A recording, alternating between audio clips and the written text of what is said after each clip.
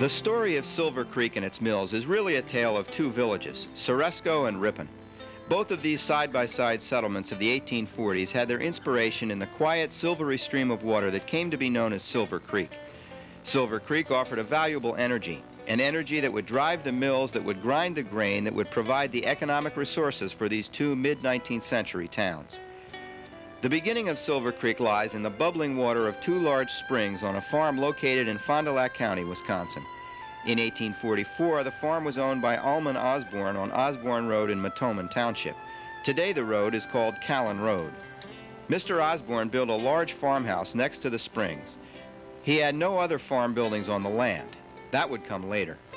After its bubbly beginning, the fresh cold water of Silver Creek flows calmly northward toward marshland just east of the Green Giant plant on Douglas Street at the edge of Ripon's city limits. In the marsh, the water is directed westward and downward into the heart of the town. By the time it reaches Scott Street, the originally gentle flow of the creek has turned to rapids. The creek continues its active flow downward to Union Street at the opposite west end of town, an overall distance from Douglas Street to Union Street of approximately 2 miles and with a total drop of about 100 feet. In the 1800s, that drop in elevation was very important.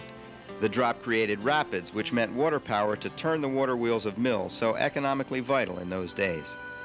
The end of Silver Creek lies in Green Lake County, Wisconsin, 10 miles west of the creek's source on the farm. For thousands of years, Silver Creek has helped to keep this large, deep lake full of water. On May 27, 1844, something significant happened that would have permanent consequences for Silver Creek. 19 men and 1 boy arrived from Southport, now called Kenosha, Wisconsin, at the valley of Silver Creek in the area of present-day Union Street. Their leader was Warren Chase, and they called themselves the Wisconsin Phalanx. Their families and other members of their group would follow later. These people, farmers, tradesmen, businessmen, teachers, had journeyed here inspired by a common goal. They aimed to follow the teachings of Charles Fourier, a French philosopher, wanting to live the idealistic communal lifestyle which Fourier advocated. They had collected money at $25 per share and had purchased land from the land office in Green Bay. They named their settlement Ceresco after the Roman goddess of agriculture. Wasting no time, the committed men turned the soil and planted what was needed for the winter ahead. Next was shelter. A sawmill was quickly built to provide the lumber needed for housing. The men situated their sawmill along the south shore of Silver Creek, a little east of their settlement. For power, the rapid-flowing creek was used to run a flutter wheel that drove the saw blade in the mill. This map shows where the mill was situated on present-day West Fond du Lac Street. These next 3 shots show the present-day garage on West Fond du Lac Street on the site where the sawmill was located. Some stone wall remnants remain.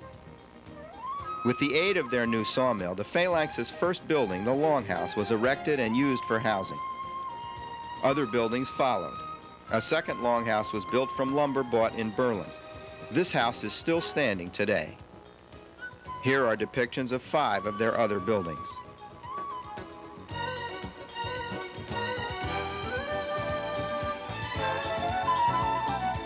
The Wisconsin Phalanx's first crop of wheat was good, but a means of grinding their grain had to be found.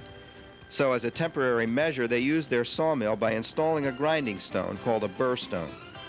It would have to do well enough until the grist mill planned for the next year could be built. These are typical burr stones used in the milling process. In preparation for the grist mill, the hard-working group built a dam at the site of their sawmill in order to back up the creek's water into a pond. The pond stretched to present-day Washington Street. This pond would assure a steady flow of water for the new and larger mill to come. By 1845, the grist mill itself was started. The Phalanx decided that the grist mill should be closer to their homes and other buildings than they had built the sawmill. This is the location of the Phalanx's new grist mill as it looks today from Highway 23, looking south to Crystal Creek in the area of Hardee's Restaurant. There was a complication with this idea. Their settlement was separated from the creek by a road paralleling Silver Creek. The road, originally an Indian trail and later used by fur traders, already existed when the Phalanx first arrived at Silver Creek Valley. Ceresco was built on the south side of the road. Its sawmill had been built on the north side of the road and also a little east of the town. The task of putting the grist mill on the south side along with their village meant getting the water from one side of the road to the other, and then headed westward to the proposed site of the grist mill. To accomplish this, the pond water was piped in wooden pipes under the road. The piping ran to a ditch, or race as it is called, heading westward to present-day Union Street. Here the water was once again piped underground and came out into an overshot that turned the grist mill's wheel. The spillage from the overshot emptied into a small creek called Crystal Creek right by the grist mill. This small creek begins in Southwood, south of the Ceresco settlement, and joins Silver Creek across present-day Highway 23 about 120 feet north of the site of the Ceresco grist mill. We have no photo or drawing of the actual Ceresco grist mill, but these shots show the style of mill that uses an overshot emptying into a creek. The Ceresco mill probably had a stone foundation and log building the same as you see here. So began the history of mills on Silver Creek. The Wisconsin Phalanx's grist mill was the first of many mills to come on this busy little creek. The Ceresco grist mill was quite successful, but its success created a problem for the commune. Their mill had been built large enough to meet only the needs of their Ceresco farmers. The Phalanx leader, Warren Chase, later wrote in his book documenting Ceresco, "We made the mill for our own use. We would not, because we could not, grind for others." The others Warren Chase spoke of were other farmers who had come to the surrounding area separate from the Wisconsin Phalanx commune. Some of the farmers, in their anger at Chase's refusal to share the Ceresco grist mill, threatened to burn down the mill. At this point, the name of Captain David Mapes steps into the history of Silver Creek. Captain Mapes, at one time a ship owner in the state of New York, had come west to Wisconsin to try farming. He had heard that the former governor of Wisconsin, John Scott Horner, owned land on Silver Creek east of the Ceresco section. Horner at this time was the land officer in Green Bay, and as an investment had purchased a large section of land which included the upper part of Silver Creek. Horner had purchased the land in the name of his mother-in-law, Mary Watson. Captain Mapes was an enterprising person.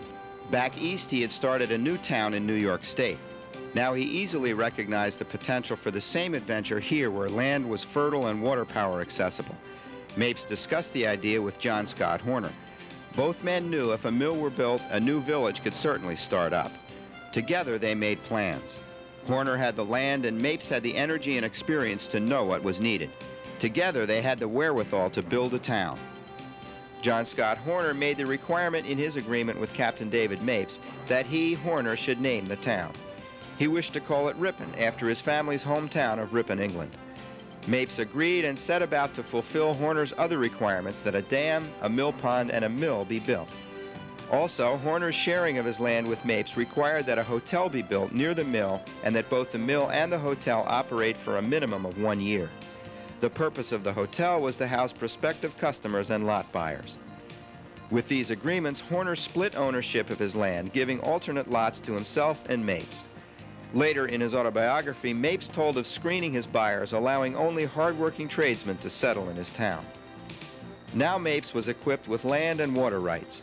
He was able to speak up to the surrounding farmers who were threatening to burn down the Wisconsin Phalanx's Ceresco grist mill and say, "Don't talk of burning what we all need. Let us build another mill on Silver Creek." The first Ripon Dam, as opposed to the Ceresco Dam, was then built at present-day Eureka Street, creating a mill pond that stretched towards present-day Jackson Street.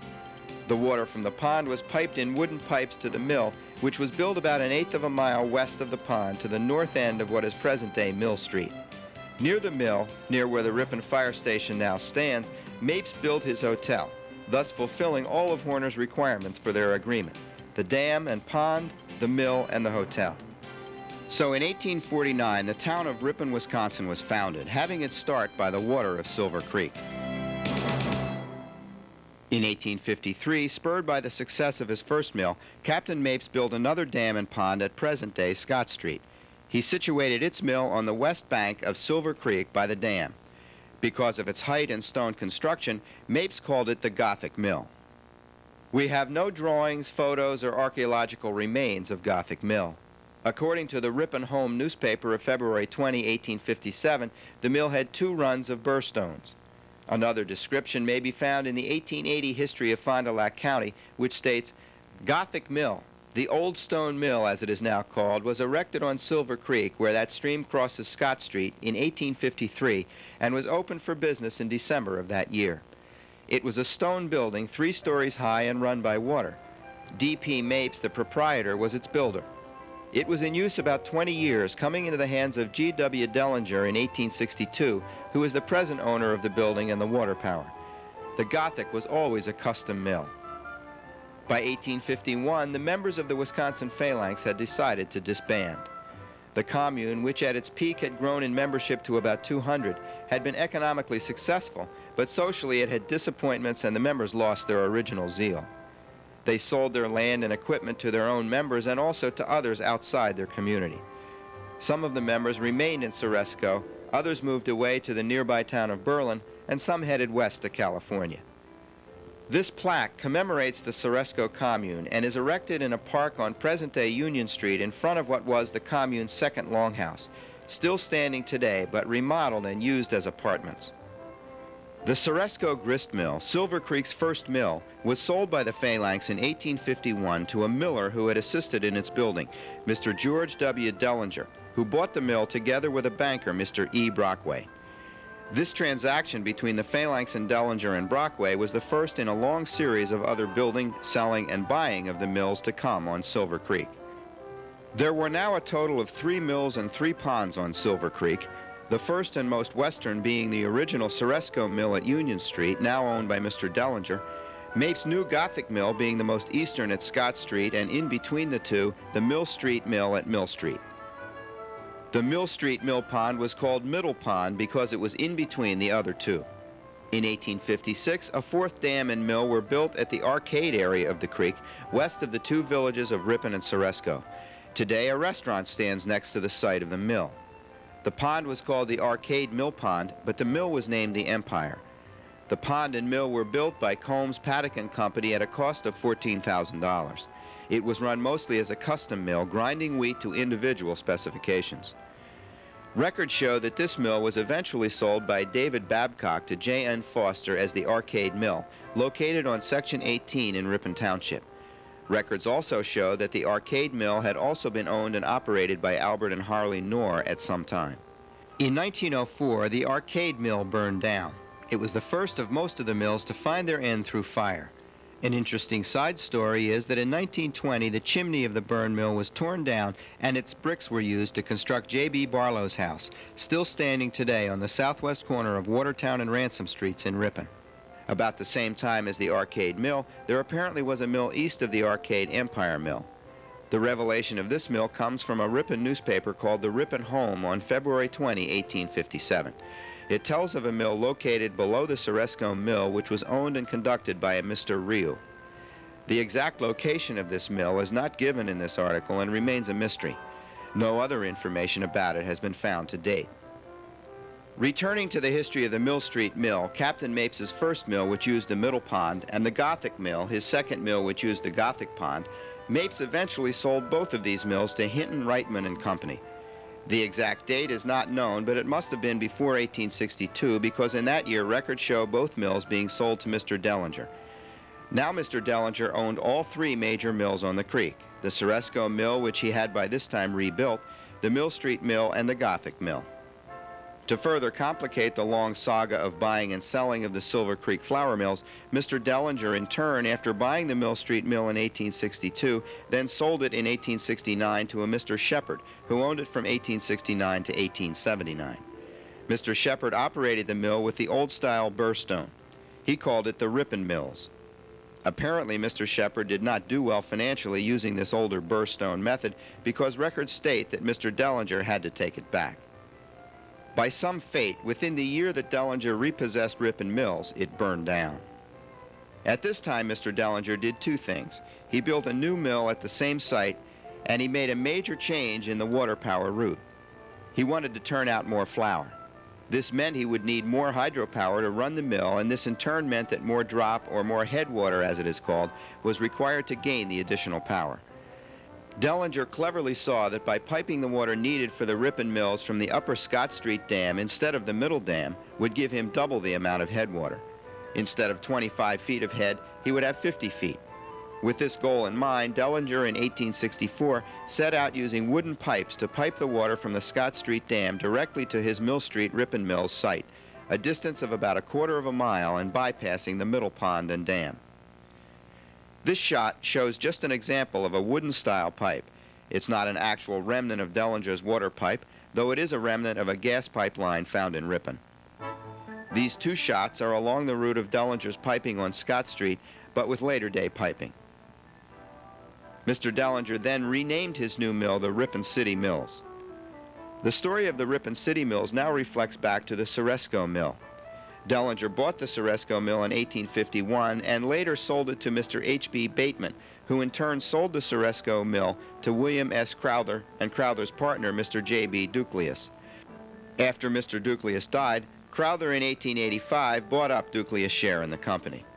Crowther ran the Ceresco Mill, and then in 1890 he also purchased the Ripon City Mills and the Gothic Dam from Dellinger. Now it was Mr. Crowther who owned the 3 major mills on Silver Creek. On Halloween night in 1891, the Ceresco Mill burned down. Crowther's home next door to the mill was probably damaged in the fire as well. The home was eventually torn down to make room for Highway 23 so it could continue straight to Green Lake. Crowther did not rebuild his Ceresco Mill. Instead, he enlarged and remodeled the Ripon City Mills and also installed rollers in that mill. Rollers were a new innovation at this time and had quickly changed the whole complexion of milling across the nation. For hundreds of years, flour millers had tried to find a better method to grind wheat to make flour, and now they had one. A miller from Neenah, Wisconsin, named John Stevens, invented a cast iron roller. Stevens got a patent on his invention and became a wealthy man.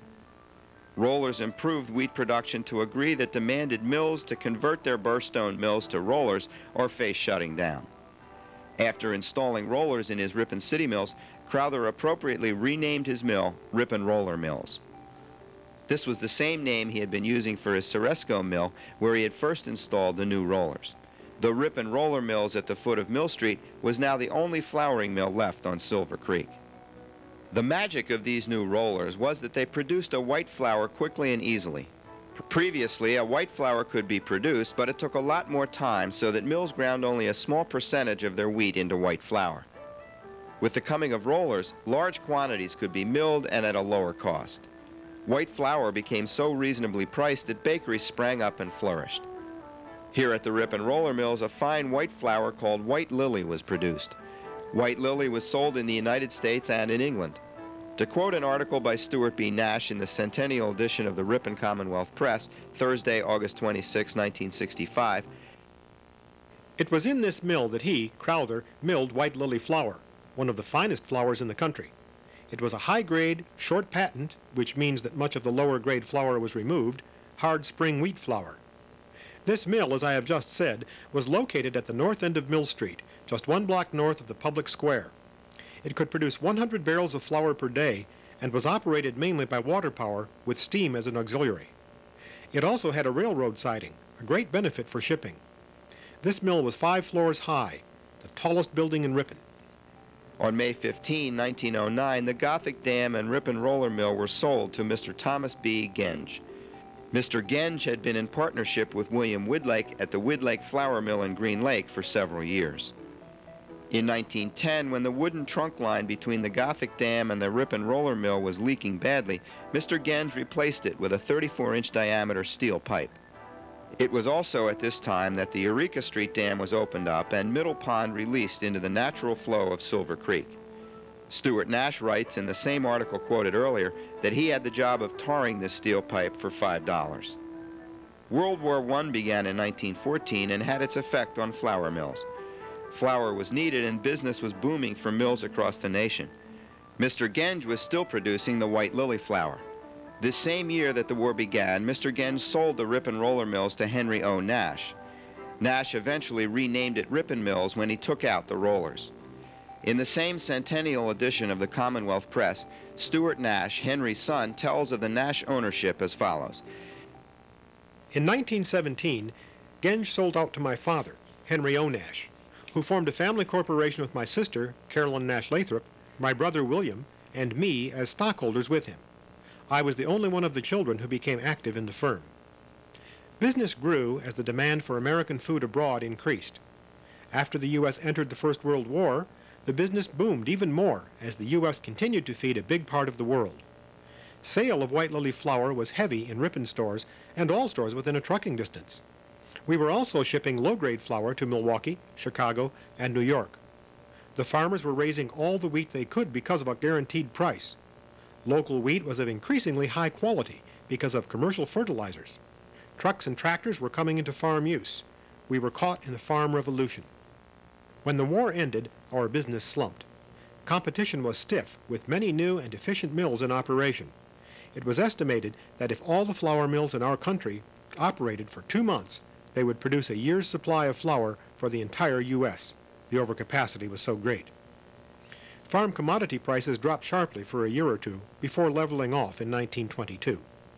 By 1925, we had decided to discontinue the milling of flour and continue in feed and grains. My father continued as sole owner from 1925 to 1942. During this time, he used water power but discontinued steam in favor of electricity for auxiliary power. In 1942, I bought out my father and continued the business during the World War II years and Korean War. Business was good. We continued to use water power until I sold the flowage rights to the city of Ripon. After that, I used diesel power exclusively. After a heart attack, I leased the mill to Myron Grimm, and he bought it in 1959.